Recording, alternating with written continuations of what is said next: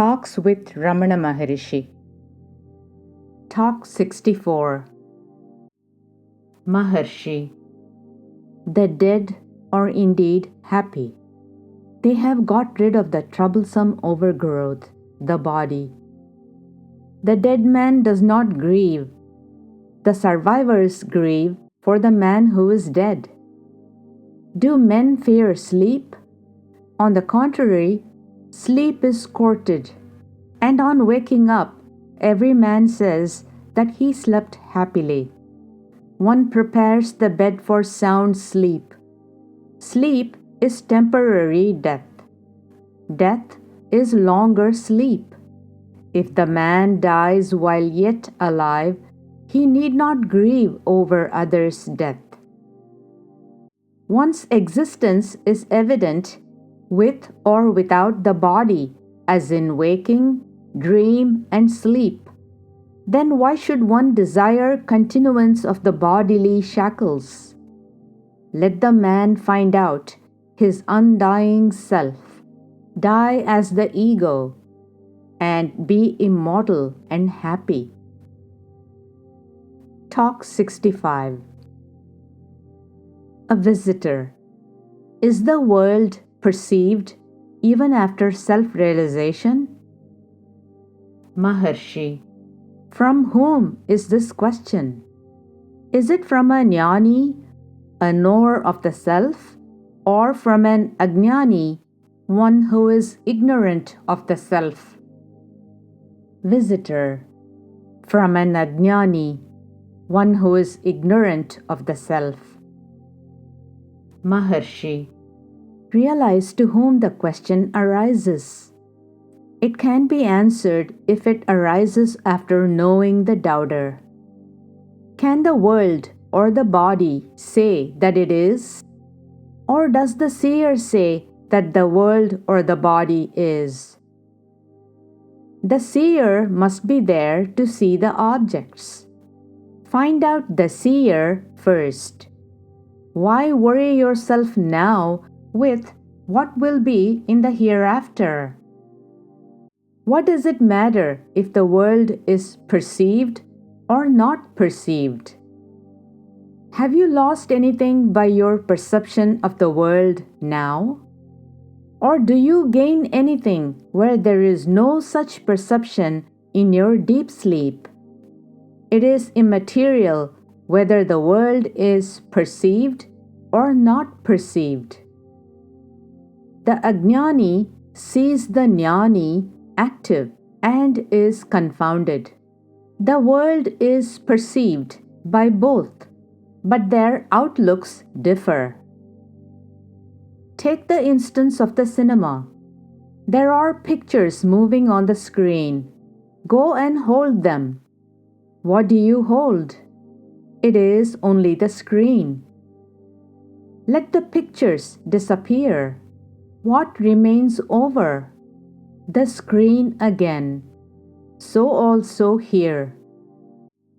Even when the world appears, see to whom it appears. Hold the substratum of the I. After the substratum is held, what does it matter if the world appears or disappears? The ajnani, the ignorant one, takes the world to be real, whereas the jnani, the knower of the self, sees it only as the manifestation of the self. It is immaterial if the self manifests itself or ceases to do so.